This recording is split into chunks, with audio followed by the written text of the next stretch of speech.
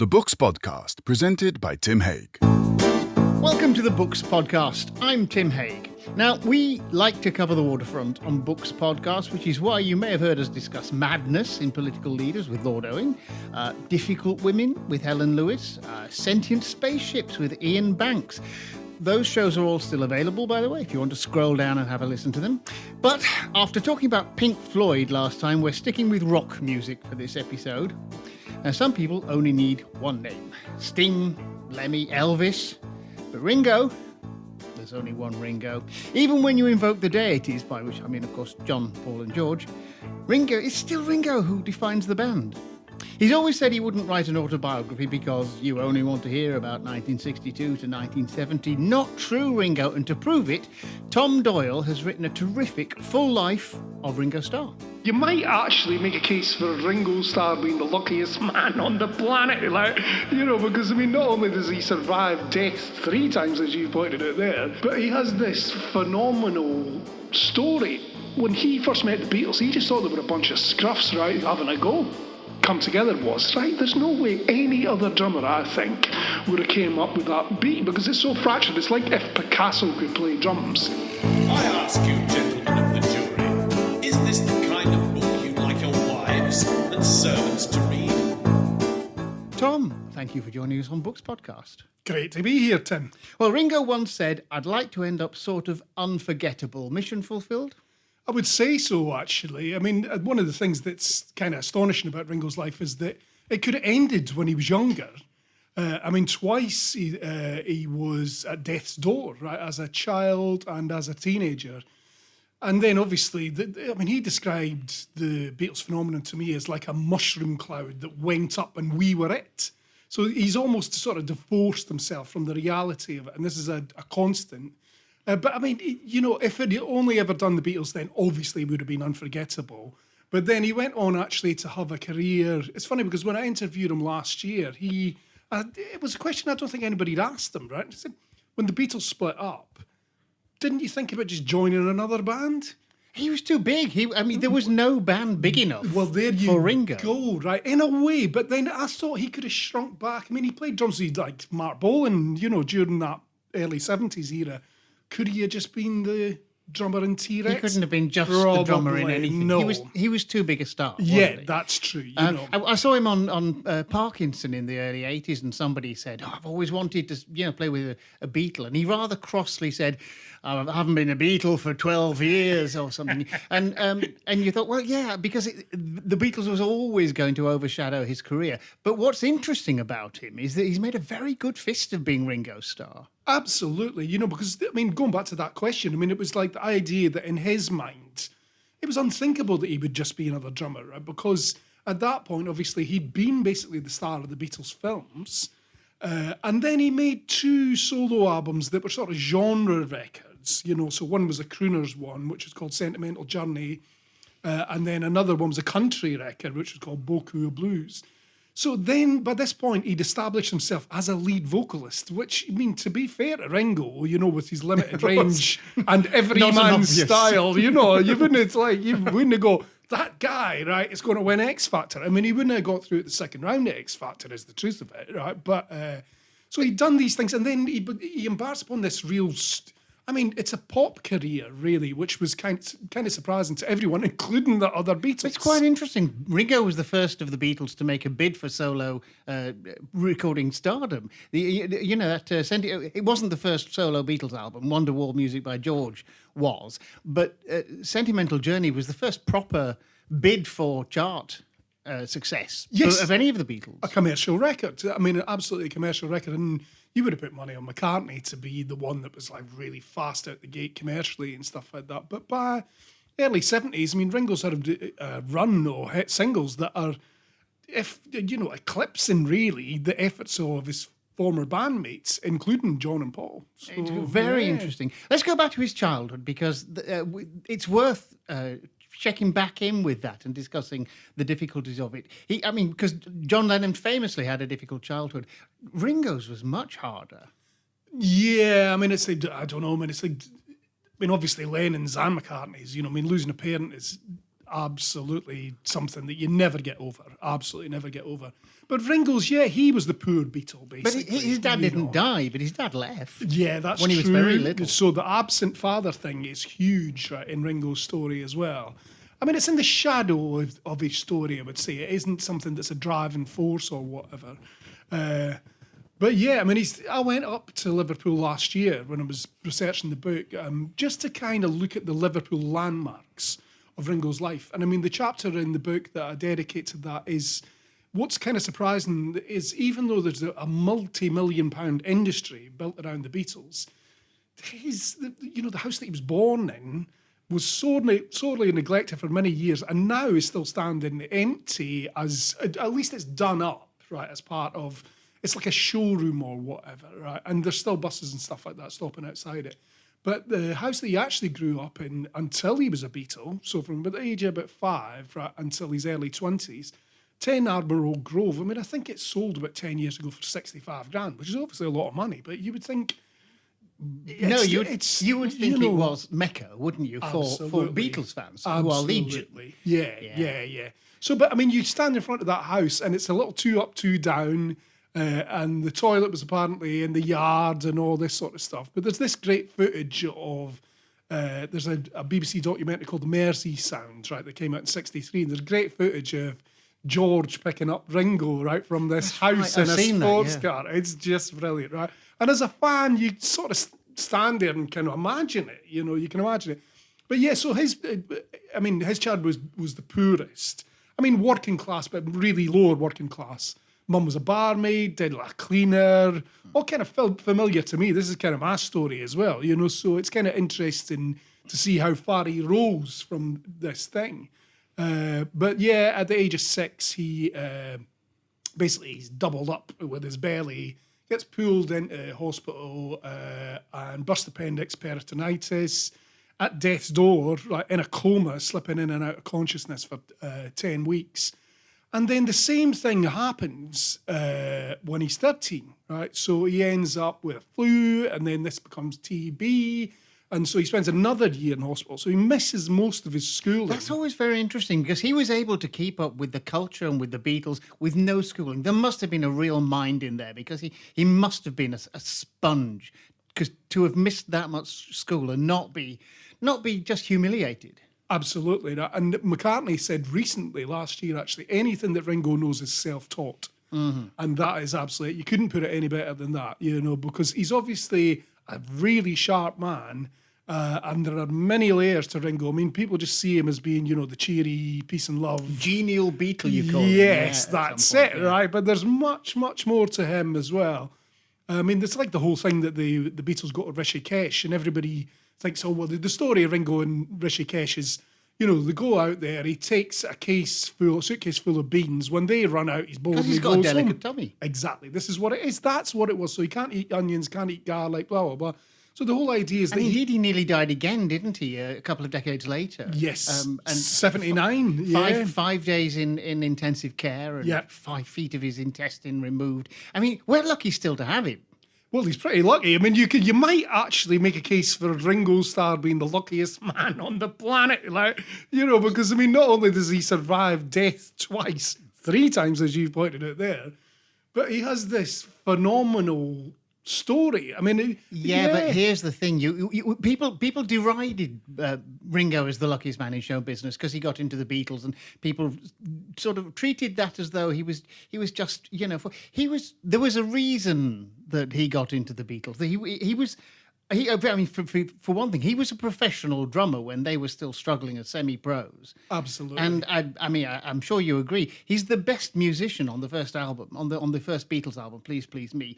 Ringo outshines John, Paul and George without effort. So there was a reason that he was in the Beatles, and it was not just luck. It was because they looked at him and went, "We're having him." Absolutely, because the thing is, I mean, Pete Best, yet again, the unluckiest guy, probably. There you go. Point, yeah. But I mean, at one point, and this is kind of unfair actually, because he has been the most kicked man in rock history, right? But there's these tap tempo devices that you can get, right? So his Love Me Do, the one that he recorded, Pete Best, a tap tempoed. I didn't put this in the book because it took us out of the era a bit. but I'm a drummer as well, right? And he He wasn't a very good drummer. well, he slowed down about 20 BPM, right, which is absolutely unforgivable, right? Yeah. Ringo was a metronome. Absolutely. Yeah. He always pushed as well. That's the thing. He was driving them. He was kind of pushing them to the edge or the tempo, really. But yeah, of course. I mean, all this stuff about Ringo being a bad musician. I mean, as you point out, right, when he first met the Beatles, he just thought they were a bunch of scruffs, right, having a go. And he was in Rory Storm and the Hurricanes, and they had flash suits and they had Butlin's residencies and stuff like that, So he thought, that was the first thing that he thought when he saw the three of them. We're the pros. And they're he the was scruffs. right, but Ringo, we talked about Ringo being shrewd. Ringo, when he was offered the gig, I didn't realise, there's a lot in the book that I didn't know, which is always a delight, especially if you're a Beatles nut. Yes. Because, you still find out. I didn't realise he'd been offered a gig with King Size Taylor and the Dominoes, Yes. which was another Merseyside band. And I think he'd accepted it, and then John and Paul came calling. Yes. When they got rid of Pete Best. And Ringo just knew. As a great quote you've got, I just think I make the right moves. I make more right moves than left moves. Very, very Ringo. But that's it, isn't it? He was shrewd enough to see which way the wind was blowing. And he must have wondered whether he made a mistake in early 1963 when he was flogging around Scotland in sub-zero temperatures in the van, playing to empty pubs with the Beatles. I mean, it must have looked like a terrible decision. Well, exactly, yeah, because, I mean, the thing is, Rory Storm and stuff, they were making decent money. They had, Butlin's residencies. The Beatles never had a Butlin's residency. I know it sounds ridiculous, but I think the thing is, though, obviously, he was there in Hamburg playing with Rory Storm, and he could see how good the Beatles were getting. So when he was asked to join them rather than Rory Storm, which were a kind of a ropey band with a decent sort of showman frontman or whatever, then he didn't. Also, the Beatles had just got a recording contract. Well, this obviously, it's all to do with money as well. You've got to remember, it's like they're young guys, they're trying to make money out of music. Making money out of music is, hard now. It was just as hard then, really. So he sees this, right? And it's like, but he also knows because he sat in with them earlier. I mean, in Hamburg, they all became pals and stuff like that, even though they weren't technically playing together and stuff. But he'd sat in with them a couple of times in '62. And it was obvious to the rest of them as well that as soon as Ringo was in there, he put the electricity into them, and that's it. They were off. He had completed, the magic square or whatever you would want to call it.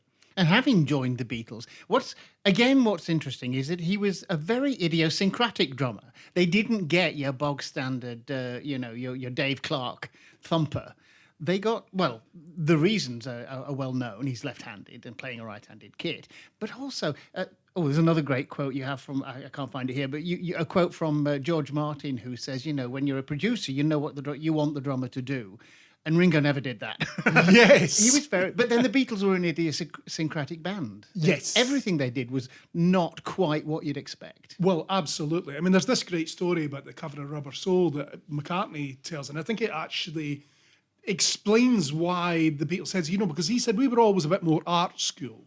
And the photographer was basically showing them, he was projecting the image, right, or the different images for the cover of Rubber Soul onto a bit of blank cardboard. And it slipped. And they all, while it was being projected on, they all jumped on it and went, that's the one, but do what you did there, right? And so exactly what you're saying there. It's always a slanted approach to everything. And so Ringo's kind of perfect for that because, for a start, he's always playing to the song, right? Most drummers, particularly drummers in that era where it was all twirling sticks and drum solos. I mean, Ringo's not interested in any of that, right? That's another reason he couldn't join another band, because in the early 70s, after the Beatles had broken up, the fashion was for techno-flash, big drummers who did, lots and lots of drum solos. Yes. And it very much, Ringo was all about taste and playing to the song. Yeah, definitely. But then having said that, I mean, that would have meant that he would have been brilliant playing for David Bowie. And he would have been brilliant. I mean, we can see and hear that he was brilliant playing for Mark Bolan as well. And he played for all the other Beatles later on. It's not like they went, oh, finally, Yeah. we can find ourselves another drummer. John's just called Ringo. George had him playing on All Things Must Pass. Paul had him on Give My Regards to Broad Street. Yes. The other Beatles really rated him. Yeah, I mean, you listen. Obviously, the John Lennon Plastic Ono Band album, right, is a confessional, purgative record and all the.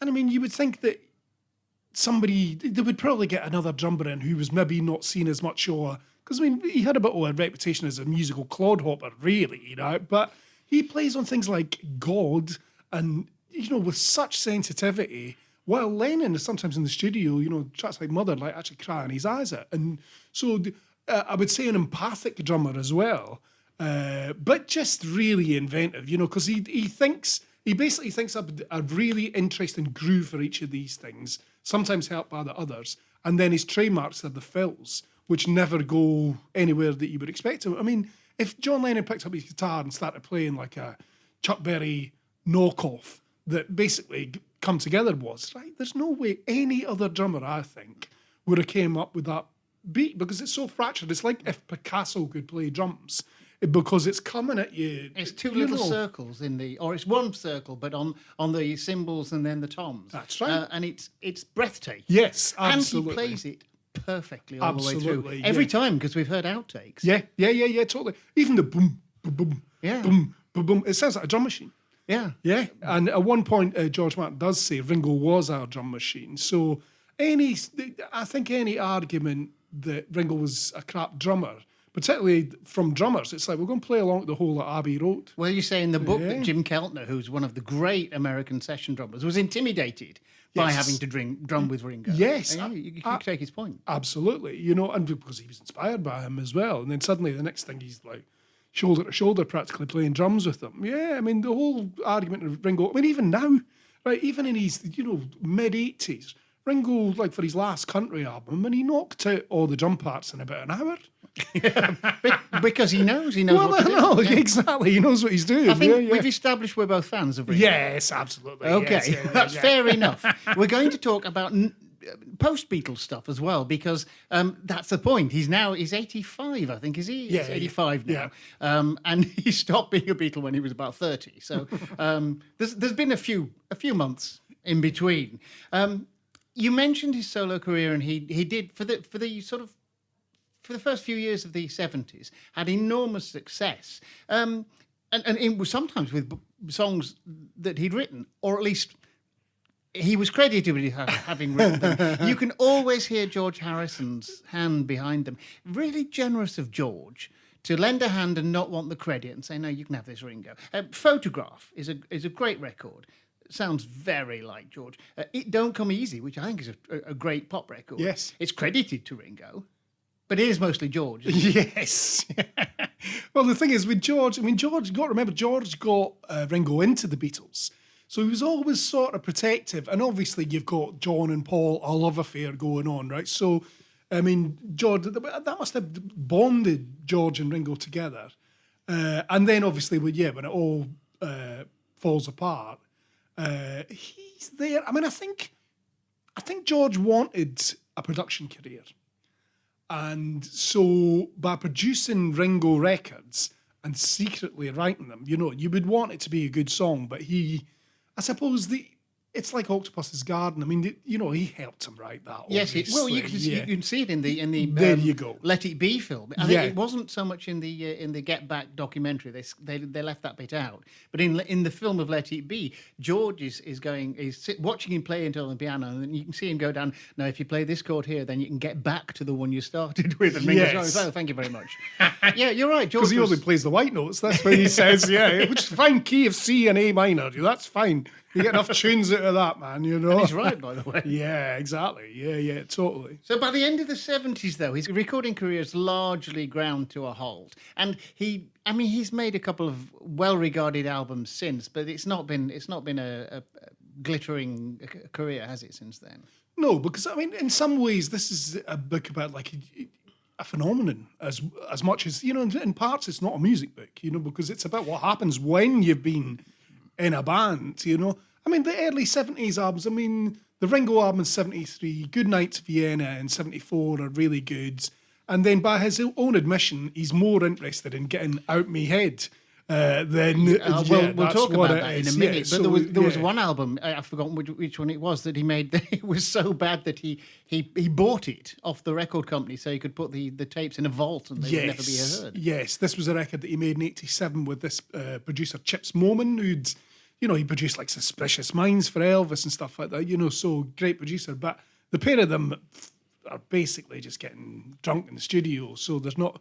Ringo listens back to it, and basically that his argument is this is not representative of my music because I was too intoxicated. Let's talk about that. He did fall into... Is he an alcoholic?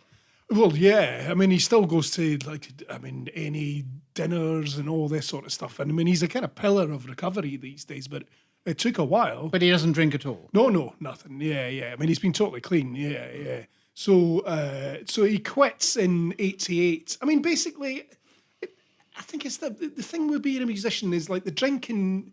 You go into the dressing room, and there's all this drink, and it's just... so you can see why people fall into it quite so easily. I think in the early 70s, he was a happy drunk, very happy drunk. Probably getting into the mid to late 70s, it's less happy. And I think his drinking in the 80s is pretty much just miserable, because it stops him from functioning. I mean, at one point he said, I didn't want to make any more records because it meant that I would have to sit in the car to London for an hour without a drink. Well, I think that's one of the reasons that rock stars are so susceptible to drink and drugs is that, when you're working, you're doing it 24/7. But when you're not, you're on your own at lunchtime. Yes, exactly. Yeah. And also you've built up a bit of a taste for it as well. It's very easy to do. I'll have to take your word for that, Well, Tom. me too, yeah. I'll take your word for it as well. Right. Does he know how good he is, Ringo? Yeah, I would say so, actually. Yeah, because, I mean... The thing is that Look Up, the album that he made last year, the country album, which kind of surprised everybody by being the best record that he'd made since the early 90s. The album that he made in the early 90s called Time Takes Time kind of hits the right, so there was all these bands like Jellyfish and, there was a bit of basically a 60s revival, because you've got to remember in the 80s, the Beatles were nowhere. I mean, they were really uncool, I would say. It's very interesting, isn't it? Their career went on a roller coaster. Firstly in the 70s, and then in the 70s, the Liverpool City Council demolished the Cavern. I know. Which for you and me sounds like sacrilege. Yes. And yet nobody looked at it and went, but that's a Beatles location. Yeah, well, they'll be regretting that now, Well, they've had to rebuild it, haven't they? Yeah, well, it's a car park, isn't it? But Ringo's reputation in particular plummeted. Yes. For reasons that I've never been able to understand, but it's true. Well, I mean, what happened was basically, I suppose he became a bit of a figure of fun because he was kind of guesting on records, but he would turn up drunk or whatever, and a lot of the time people were not using his contributions. I mean, in 84, he gets up with the Beach Boys in Washington, D.C., in front of a crowd of like nearly 500,000 or whatever. And he said, I can't even remember being there. The only reason that I know that I played with the Beach Boys was somebody showed me a photograph, which sounds funny and all this sort of stuff. But then at the same point, when somebody's absolutely trying to annihilate themselves, right, with drinking drugs, there's something at the root there, isn't there? And I mean, I do believe that all the Beatles suffered from some form of PTSD after the band split. And they were all just getting over it, right, when Lennon was murdered. So, I mean, the early 80s, up until 88, are just really a blur for Ringo. And so maybe he's forgotten about because he wasn't producing any great art. Well, you say that. You used the term figure of fun. There isn't another rock star in the world who could have got away with Thomas the Tank Engine. And yet he sort of pulled it off triumphantly. Yes.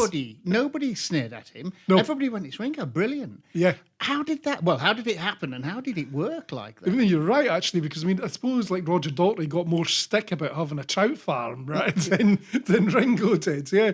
Well, the thing is, he'd always had a voice that was suited to kids.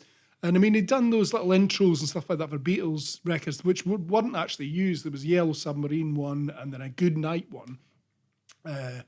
But yeah, I mean, so he was kind of suited to, I mean, he'd done The Point as well, Harry With Harry Nilsson's Nilsson, thing. yeah, He'd that's done right. that. So he'd revoiced that in the 80s. So he'd always had that thing that was a bit friendly towards that. Right? And Britt Arcroft, who's the woman who bought the rights to these Thomas the Tank Engine books, she tried loads of different voice artists. Did she? apparently. Yeah. And then she was passing the room, right? She was at home, right? And she was passing the living room, and Ringo was being interviewed on Parkinson, and she suddenly went, "It's Ringo," and then approached him. He wasn't keen to start off with, actually, because he thought that it might look a bit cheap. That's it. So that tells you something. It's like, I want to be involved in something that's quality, you know? And then, but he agreed. She kept on pushing at him, and then he agreed to do a test. And obviously, he was perfect for it. I mean, the problem was, I don't think he was getting a lot of sleep at this point, you know? So there was a lot of staying up all night, and there was apparently 4 episodes that he recorded in the morning, which were unusable because it was like, as he put it, I didn't know. "Hello, kids, it's Uncle Richie." That's the point, isn't it? His family and wives and people call him Richie because Yes. that's his name. Absolutely, yeah. Ringo is it's a stage name. Yeah. But I mean, it's trademarked, you know. I mean, he absolutely trademarked it. Men didn't wear rings in the late 50s. Exactly, right. Which, I mean, you singled him out as being somewhat exotic, you might say, yeah. And, you know, there were homophobic shouts, as you would imagine, right, in the streets of Liverpool when it came to Ringo. But he didn't care He because, has a core you of know, steel.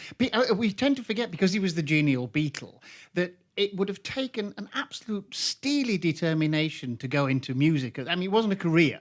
Pop music was not a career in the late 1950s. No. And if you decided that you were going to do that, despite your dad saying, "But there's a job for you down at the electricians," or whatever it would be, you needed to be absolutely firm. Yes. And Ringo knew his own mind from the beginning. Yeah. And he knew he was a great drummer, actually. It has to be said. That's why he was invited to join so many bands. And also because he got on with people as well.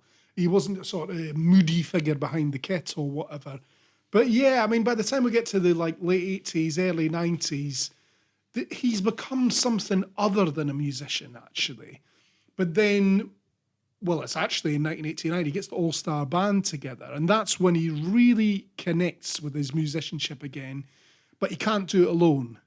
He can't get up on tour, can't get up on stage, basically, on his own. So he puts together literally this all-star This band. is an interesting thing, though, because he could have got session musicians in. He could have got wings. Yes, yeah, And instead he said, "Let me find, celebrity mates." yeah. And it worked triumphantly, because of course what he does then is he can sing all his own hits, and that's going to be, actually he can do 10 or 12 songs that everybody wants to hear. And then his mates can do theirs as well. Yeah, It's got a great show. perfect. It's like a jukebox musical. That's exactly what it is. That's exactly what it is. And I mean, he has toured in the UK, but it's mostly been in the States because, I mean, it kind of suits him. That's where he lives. And there's more money. Yeah, well, actually, that's a good point. You know, though he plays unusual places as well. You know, sometimes you think to yourself, why is he playing there? You know, but yeah, I think I talked to Joe Walsh, right, from the Eagles, who's, you know, His brother-in-law. and who's his brother-in-law. How does that work? What's the relation? Who is it? It's basically, it's Barbara Bach's sister, Marjorie, is Right. married to Joe Walsh, right? Joe Walsh is hilarious. There's a pub quiz question. Yes, if ever there was exactly. That's it. Exactly. Yeah. Who is Joe Walsh's brother-in-law? Famous brother-in-law. Very good. Very good. But yeah, I mean, basically, Joe Walsh said he isn't done with playing.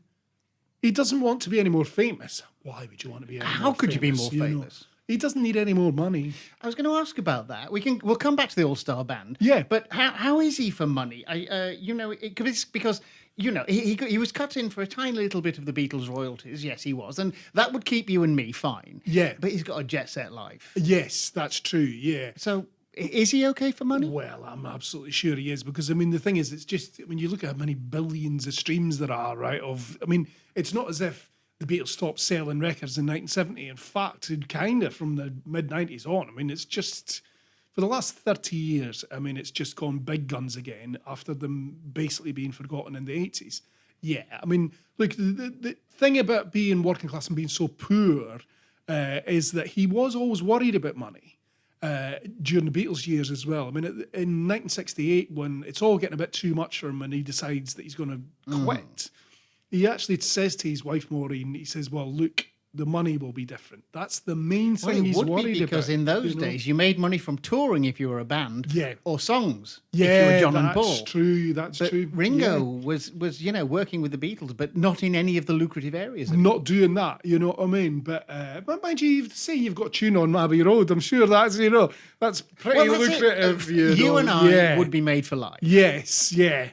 But if you're going to move to LA and spend a lot of time in first class airplanes, Yeah. you need a bit more than that. Yes. Well, I mean, the thing is, in the early 70s, all their money was all tied up, right, in the receivership thing, right? So what happened was when this was unfrozen in 74, they were all suddenly fabulously wealthy because not only that, they got the money from the Beatles records and their solo records, they got money from each other's solo records. So Ringo got a cut of Imagine, and George is getting a cut of, well, you could probably say like Mac is getting a cut of All Things Must Pass. I mean, whatever way you want to look at it. Well, All Things Must Pass. The first George album, sold hugely. It was the best-selling Beatles solo album until Band on the Run, I think. Yeah, well, there you go. So there you go. It's just, so there's all this money suddenly, but then what does Ringo do? It's like he's won the lottery, right? So he just starts spending like a madman. To the point where at a certain point he has to have his credit cards confiscated. What, by his manager? Or? Yeah, by his business manager, who was like not somebody that you would imagine would be that responsible either, actually, being honest with you. He said very carefully. Yeah. So I read all about it, folks, but it is that thing that he just starts spending money mad, bam, bam, bam, bam, bam, bam, bam. And then obviously there's the crash and stuff. But he's always been quite shrewd when it comes to investing and stuff like that. Because I mean, you may laugh, but part of the Thomas the Tank Engine deal was he got a percentage. That will have set him up for life. There you go. That's a pension. Yeah, that's it exactly. So, and I mean, who knows where else the money his money's been put in different places down the years. But no, I wouldn't weep for him, man. I don't think he'll be visiting a food bank anytime soon. So back to the All-Star Band. He's playing with who's he playing with? Who are the sort of stars? Well, I mean, the first lineup was like Joe Walsh, Nils Lofgren, Jim Keltner was in the first one. But the weird thing, Dr. John, the weird thing was that basically Ringo called them all up, and he was obviously raw because he was newly sober, very newly sober. And he didn't ban alcohol on the tour, which is kind of brave as well. And he found this very difficult and stuff. But he calls them all up and he was sort of gobsmacked that they all said yes, which tells you, and this is genuine. I mean, it absolutely is. When he told me the story again last year, you can see it's genuine. I mean, he doesn't think, well, hey, I'm the shit. Everybody's going to be on to me straight away. And particularly at that raw, vulnerable time, he didn't believe it. So then when they all said yes, he turns to Joe Walsh and he says, what are we going to do now? Yeah. So, I mean, kind of, these are the reasons. I mean, a lot of the time, I mean, people always go, oh, there shouldn't be, I know everything about the Beatles. Oh, you think so? So it's one of those things that people go, why would you write another book about the Beatles? Because there's stuff you don't know. I'm learning, right? And I didn't, definitely even, I only had 2 20-minute conversations with Ringo, which you would think, oh, well, that's just surface material. But I believe in those 2 conversations, I saw lots of different sides to him, and that I actually got to the core of him just by being chatty like this, right? Because that's what he responds to. If you're going to come in, be too reverential, close down, go the other way, right, and be too irreverent, which is Tom Hibbert did that for Q, Who the Hell, in the 90s, and it was a disaster, right? And I read it now, right? And I mean, Tom Hibbert was a hero of mine and a friend of mine, and obviously Ringo, hero of mine, blah, blah, blah, not quite a friend of mine, right? But I'm in that room with the pair of them, right? And I can see why it's all going wrong.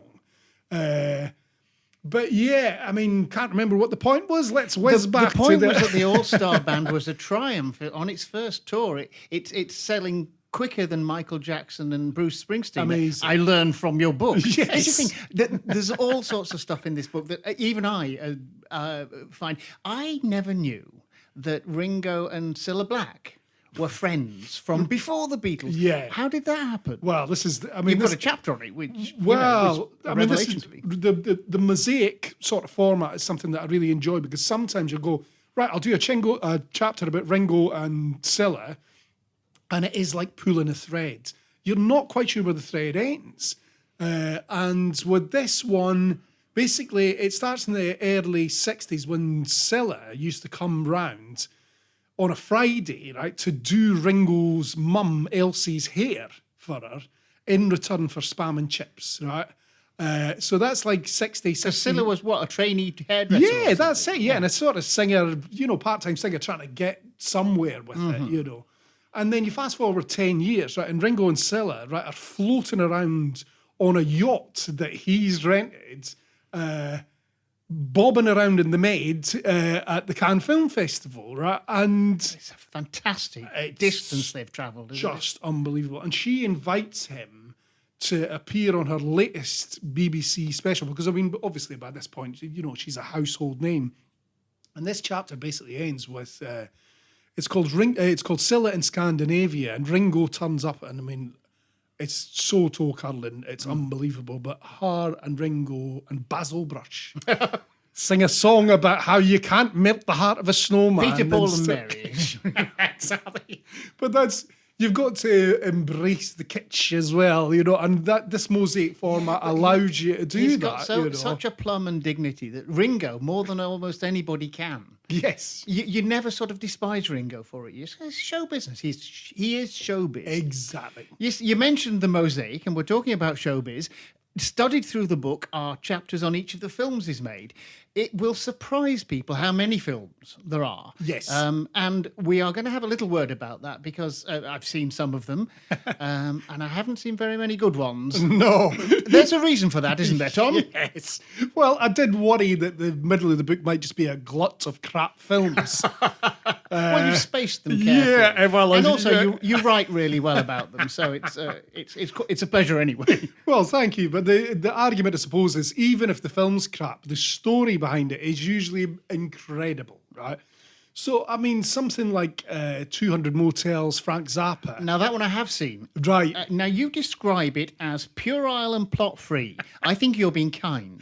I thought it was atrocious. Yeah. But Ringo appears playing Frank Zappa. Yes. For reasons that were never explained. No, of course it's never explained, right? It's Frank Zappa. I mean, if I never have to see this film again, it'll be too soon, right? And they spent money on it as well, $700,000, which would be like $5 million today. It was not a simple vanity project. It was a... It's not. It's demented as well, right? So Ringo basically appears in this, as you say, as Frank Zappa. So what you're seeing really is the features of someone who's really famous staring out, wearing the features of someone who's less famous, right? So it's bizarre to start off with. And yeah, I mean, there's no plot to this. I mean, they're just making it up as they go along. It's a load of stone gibberish, basically. Ringo is that in. I mean, I did see Listomania way back in the day, a Ken Russell film. Yes. Also really bad. Yep. Roger Daltrey, who cannot act, was Liszt, and Ringo is the Pope. Yeah. Well, interesting casting. Exactly. Yeah, I mean, he could never turn down a role as the Pope, could he? No. Yeah. Well, he doesn't seem to have turned down very much. I mean, I've got a list of the films that culled from the book here, and if we leave aside the Beatles ones, which... And actually, he made some decent... Well, the first one was very good. Hard Day's Night was excellent. The other ones were serviceable, mostly. But we've got That'll Be the Day, which you describe very fairly as the best film of his career. And then you say followed by the worst. We'll come to that in a minute. There was a sequel to That'll Be the Day called Stardust, also written by my friend Ray Connolly. He wrote both of them. And they're good. But Ringo turned down the sequel. Why? Well, this is interesting because it kind of ties back into the PTSD theory. Because the first film, is very much Ringo's world, of holiday camps and fairgrounds and all this. So he really is acting naturally in this film, literally acting naturally. The second one is where the band goes up and basically becomes a Beatles-like phenomenon. And he just said that he couldn't face it. He could not face it. He was supposed to be, his character was basically becomes the manager in the second film. So Ringo would have been playing the sort of Brian Epstein figure in a way. PTSD. He just looked at that and I can't go through that again. Well, he didn't say PTSD, but I mean, what other reason for it? I mean, Well, you quoted him as saying, I can't go through that again. yeah, exactly. That's what it is. I just couldn't face it. I mean, it says it. It's just, I've moved on from that. I can't face it again. Which is a real shame because he was brilliant in That'll Be the Day, and I'm sure he would have been brilliant in Stardust too. But instead, the next film that comes out, even though I think it was made before that, was Son of a Dracula.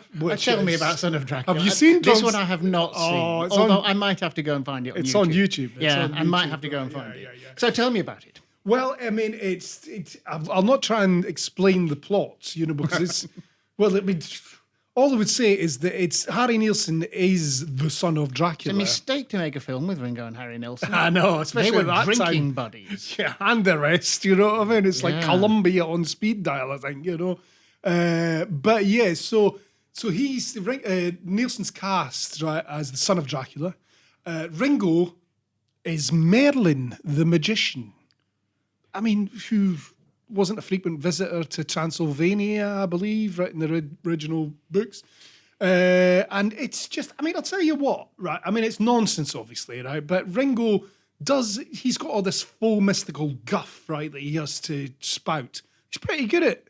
And he looks all right in a grey beard and, and a wizard's cloak. And you think, Harry Potter, why didn't they come knocking, right? Because, Ringo would have been made for Harry Potter. You say that he broke the first rule of film producing, though. What did he do?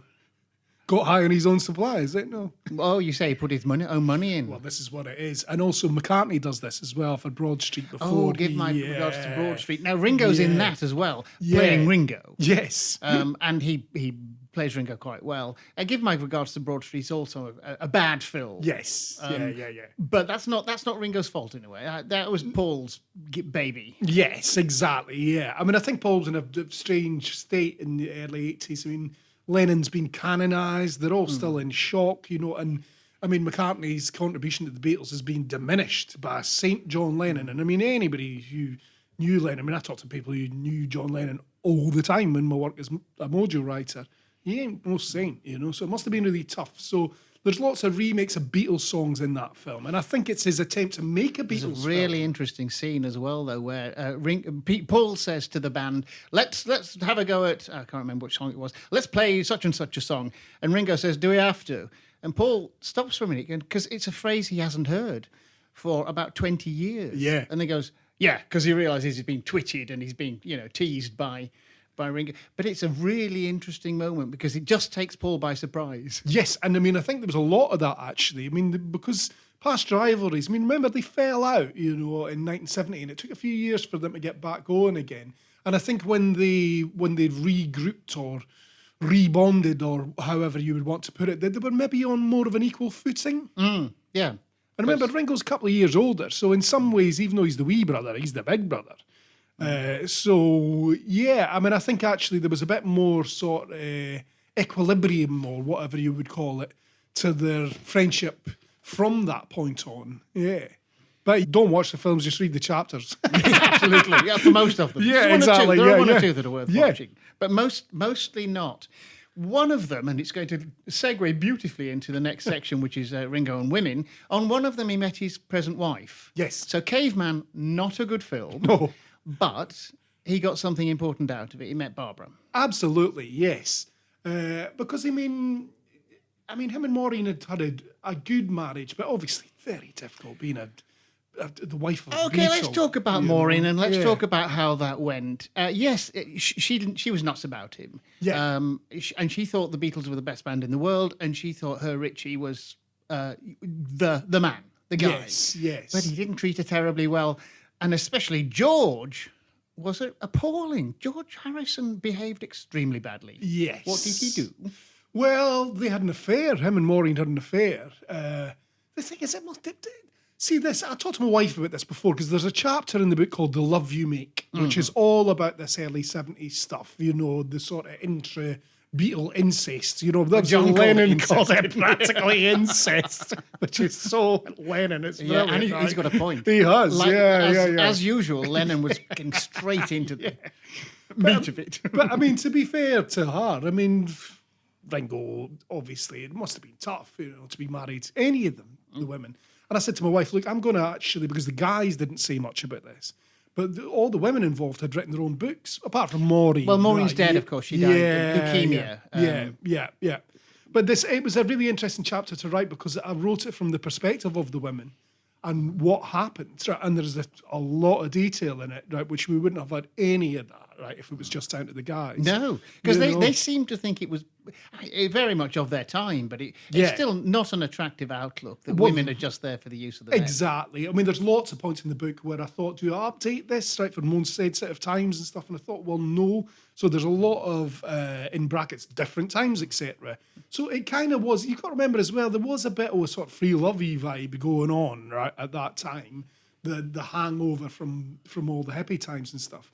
But yeah, by the time he meets Barbara, he's had a few girlfriends in between. Well, yeah. Before we get to Barbara, so George has put the kibosh on. Not put the kibosh actually. He's put a spoke in the wheel with Ringo and Maureen. Ringo goes to L.A.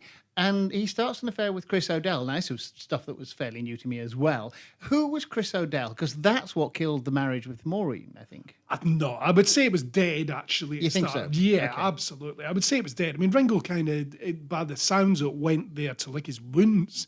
Chris O'Dell worked for Apple, and she was just a pal of them all, really, and I think it wasn't like he just jumped straight at her or whatever. Her book's absolutely brilliant, right? Because it's subtle, right? All the subtleties in this, right, which the guys would have missed, and bragging and all this sort of stuff. It's very subtle. And they just find an attraction to each other. And Chris O'Dell is really guilty because, she's pals with Maureen as well, but she knows that the marriage is in difficulty and stuff. In the book, you have Maureen telephoning her when Ringo's in LA and saying, I think he's having an affair with somebody. And Chris goes, I can't believe that. Or something. I know.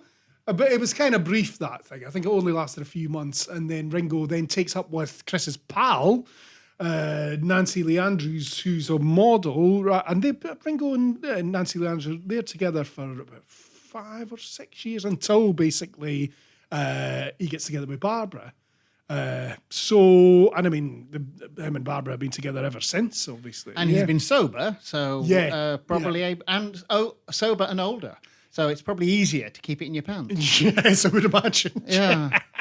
I couldn't possibly comment on that. No, I'm only 58. A mere boy. I hope your wife's not listening to that. Yeah, she never listen to this. No. So, that's Ringo then brought largely up to date. He's got all of this. He's got a wife that he loves. He's got all the money he needs. He's got the all-star band, which gives him satisfaction. There is no need for him to retire, is there? It's going to have to be death that stops him in his tracks. Absolutely, right? Because it is a bit like, I remember asking McCartney a few years ago, would you ever think about retiring? Knowing he's asked this question all the time. Yeah. Right? But he was like, well, he says, Cash in the Attic, he says, I've heard it's a great programme. He says, but I'd rather be out there playing. And that really is it. It's like, if they stop, what are you going to do? What are you going to do? And not the other thing that you've got to remember, and I can say this as a musician, right, who has made little or no money in 40 years of playing, right? But you can't stop because of the fact that it's fun. And also, you just start twitching. If you've not been playing or writing or doing something, for weeks, it doesn't matter, a few weeks or whatever, a couple of weeks on holiday, and you get back and you're dying to get back into it. So I don't think Ringo will ever retire. I think the only thing that will make him retire from the road, at least, would be ill health. Oh, like Phil Collins. Exactly. Another drummer who can't now drum because he's too frail. Yes, absolutely. But I still think that even if he couldn't tour, he would make records. And he's now, obviously, he's got this great thing going with T-Bone Burnett as the new producer of the country records. The last country album, Look Up, did really well. They're working on another one, which is out early next year. So, there's absolutely no chance, I would say, of Ringo retiring. And the same with McCartney. Mm-hmm. But, they might be forced to in some ways, but and while there's life in them, they will keep on doing it. And good on them. You would, wouldn't you? Yeah, if of course you could? would. Yeah, Yeah, I mean, yeah. exactly. If you're digging ditches for a living, you can't wait to retire. But if you're playing rock and roll to big crowds, no, you'd keep on doing that as long as they let you. Exactly, that's what it is, and that's the way that we should all consider our own jobs. Even if you're digging a ditch, dig the best ditch tomorrow. Dig it like a metronome. Yes, exactly. The book is Ringo, A Fab Life by Tom Doyle, which I think you can tell I really enjoyed. Oh, brilliant. Published by New Modern at £25. Tom, thank you very much indeed. That was fab. Thank you very much, Tim. It was excellent fun. Our next book will be Warhead, How the Brain Shapes War and War Shapes the Brain by Nicholas Wright. Psychology, neuroscience, theory of war and how it can avoid losing. What more could you want?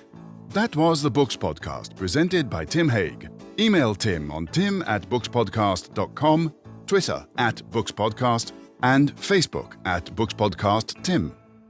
Right, brilliant. Well, that was, well, as you can tell, I really enjoyed the book. It's, Love it, man. Full Yeah. of stuff. And, Yeah. Oh, there's always so much to talk about. That zipped by, didn't it? It did. Yeah. I come here and I think, we'll get 15 minutes out of it. And then about an hour later, you're going, I have to skip that bit. Yeah. We won't be able to talk about all his drinking buddies now. And the drinking buddies are really interesting as well. Totally. Yeah. All famous and all unhinged. Well, Bernie Taupin says an interesting thing about the Hollywood vampires, which is basically that there were all these people who were just, they were famous, but they kind of had a bit of a dip. So there's a lot of that, actually. That was the sort of early 70s, wasn't it? That's it. And Keith Moon and Nilsson. And, Exactly. And Lennon for a spell. Absolutely, and all of those, all of whom were seriously hitting the bottle. Oh, absolutely, yeah. And I mean, obviously Lennon's had a dip, Ringo's had a dip, but they were just, you can sometimes look too deeply into drinking. I mean, sometimes just people just want to get really hammered and have a laugh, right? I mean, Spoken as a Glaswegian. Yeah, well, Dundonian, we can outdrink them, But there you go. Let us to the editor, But yeah, I mean, obviously it leads into dangerous territory if you can't stop. That's what the problem is, actually. And most of them there couldn't stop. Well, I mean, Lennon stopped, didn't he? He just stopped like that, Keith Moon didn't. Yes. Bernie Taupin, I mean, it took him a while to get back on. I mean, the same as Alice Cooper. He was, it took them all a while to get away from it. I think sometimes as well, when you're the younger of those people, when you're famous and you're so young, the pressures are alleviated instantly by drink. And also, there's nobody to tell you not to. Your business manager might be able to. But we've already talked about wives. Yeah. And the wives are not in a position to say, look, what the hell do you think you're doing? A lot of the time, they're drinking just as much during that era. It has to be said, so... So, yeah, it's a lot of pressure, isn't it? Yeah, totally. And also... sounds like quite a lot of fun as well. We should have been there. Yes, Ali. Now, how do I stop this? I can never remember. Oh, yes, no, there's a stop button.